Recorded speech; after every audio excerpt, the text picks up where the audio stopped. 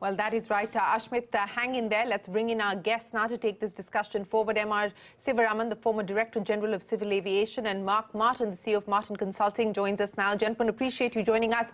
As Ashmit was pointing out, clearly GoFirst couldn't have asked for anything more. Whatever they had asked for in their plea, in their prayer, has now been answered by the tribunal. Mr. Sivaraman, to you first. I don't think anyone, whether it was the government, the regulator, and of course the airline in question, or even the lessors or lenders, would have liked to see another Indian airline go down. In light of what the NCLT has said today, what the NCLT has pronounced, do you believe that this opens up a window for Go Air to be able to get its house in order? Or do you think that this is just a little bit more time being extended to the airline because the Pratt & Whitney issue continues to be unresolved? Yeah, that's a very major issue that has come up in this crisis. As you would recall, 4 to 5 years ago, Indigo had a similar problem with the Pratt & Whitney engines, and their fleet was also grounded. There was a serious problem, but however, they managed it.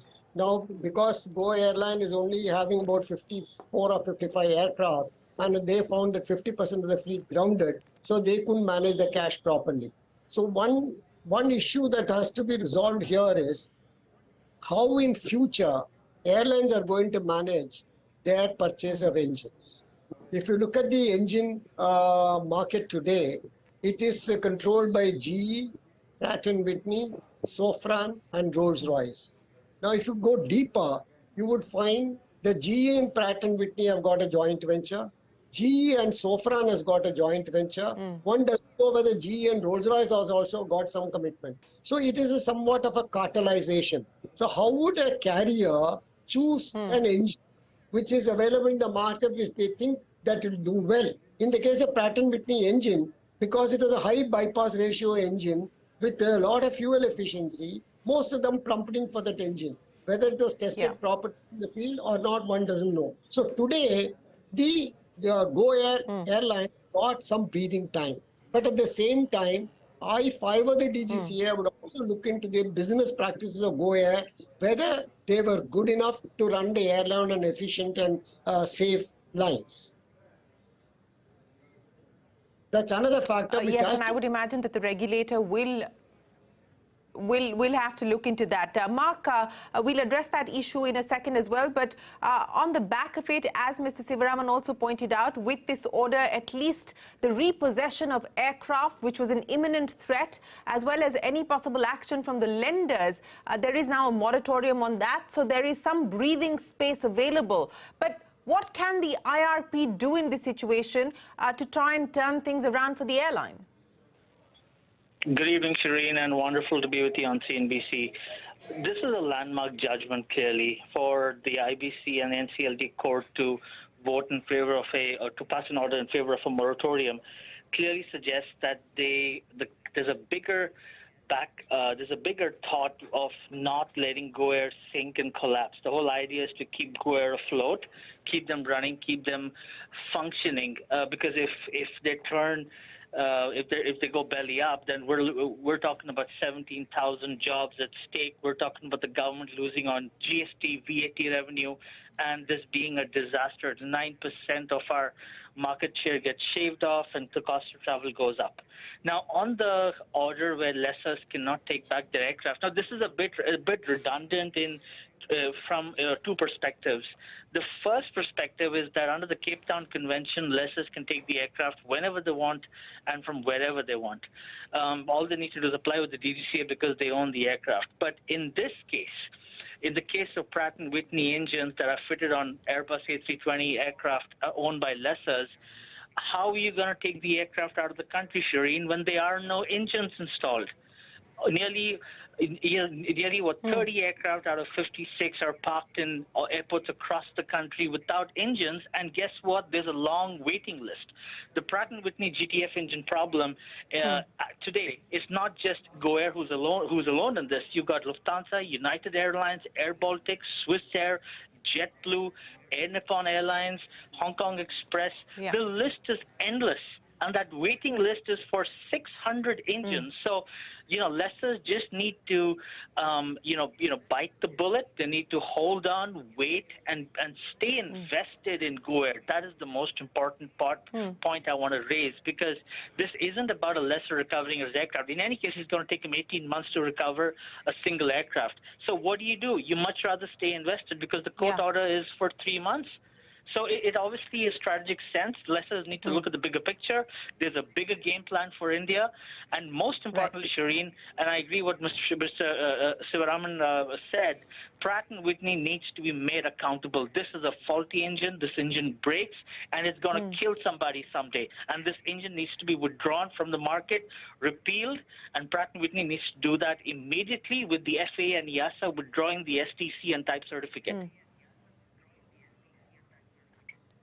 Even as far as Pratt & Whitney is concerned, there is an arbitral award which is now being contested in a court in Delaware in the U.S., GoFirst filing in the U.S. against Pratt & Whitney. But Mr. Sivaraman, let's talk about what can and should happen in the next 3 months. What can the IRP do? What will it mean?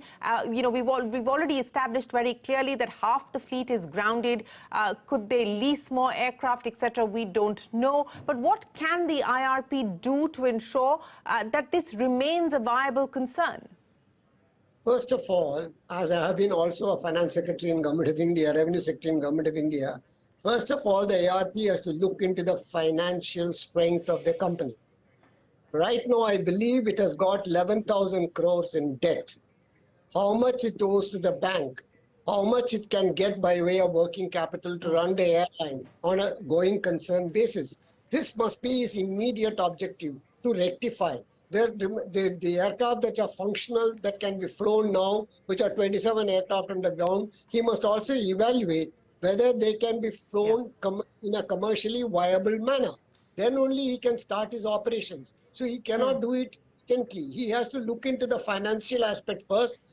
And secondly, he should look into the whether these 27 aircraft can be commercially viable, producing at least 1 rupee over all the expenses, so that he can run the airline. If he continues to run losses, then this 11,000 crores will also mount, and even when the Pratt & Whitney engines become available, Go Airline may not be a viable airline at that point of time, because the losses will be very huge, and they may not know how to make good the losses.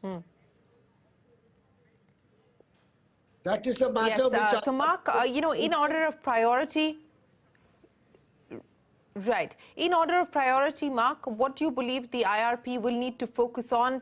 Would it also mean significant curtailing of operations, etc., at this point in time, since there is no visibility on the engine recovery and so on and so forth? What would you expect now to happen over the next few days? Shereen, this is going to be diametrically opposing to what we've seen in the case of Jet Airways so far. The whole idea for the IRP would be to keep Go Air alive. Remember, this is a voluntary filing by Go Air before the IBC. Go Air was not taken to IBC by its lenders, by its banks, its lessors, and its whoever that's financially supported them. So this is clearly a voluntary step. So the baseline intent of the resolution practitioner and professional would be to keep the airline afloat, ensure that lessors are satisfied and taken care of, and along with that, make sure that steps are taken to restart the airline, possibly with financial assistance from banks or promoter capital. So I think from a progressive standpoint, although the big concern was India losing another operator and an airline, now increasingly that does not seem to be the case. Yes, at least that is what it seems to be at this point in time. There is a breathing space that has been provided by this NCLT order that has come as relief for GoFirst, but many moving parts. It is a complicated and complex issue, and Abhilash Lal, the IRP that has been put in place, will certainly have his hands full. Mr. Sivaraman and Mark Martin, always a pleasure. Appreciate you joining us here on CNBC TV18 on the big story of the day. We will head into a break, but up next, another exclusive tonight. Tech giant Cisco bets big on India. The global CEO Chuck Robbins says the India story will be Cisco's biggest growth opportunity over the next decade. That and more when we return.